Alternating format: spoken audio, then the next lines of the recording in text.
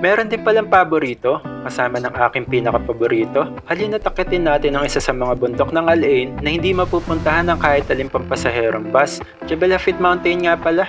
Baga pa lang nagasikaso na kami at speaking of paborito, Hyundai Accent na nga palang favorite kong i-drive.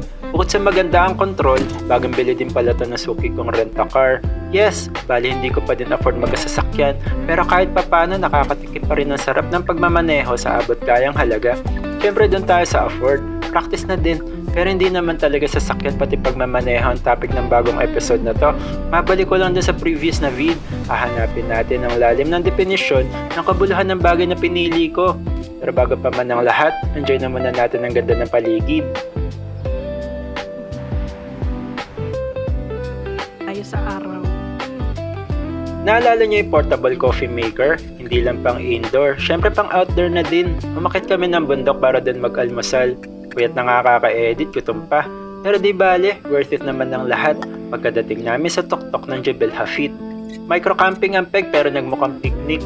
Okay nga pala yung battery ng machine, 6 na kape na yung ina-extract niya. Almost full bath pa din. Siguro dahil preheated water ginamit ko kaya less effort sa machine.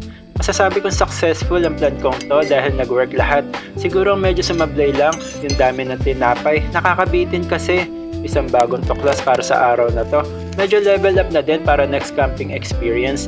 Ang sarap enjoy ng view habang nagkakape. Mas okay to if mas madami na yung gamit pang camping. Mas maraming kasama na din. At syempre, mas madaming tinapay. Magkape lang talaga bala ko at visit tayo ng Jebel Hafid habang malamig pa. Pero hindi ko akalain, magkakaroon ako ng new friend. After mag-almusal, pack up na. Siniguro naming walang naiwang kalat. Feeling fulfilled ang araw na to after makatapos ng pa-edit, nagawa ko pa din na makapag-drive, mamasyal at makapagkape. Makauwi na nga at nang makatulog ulit.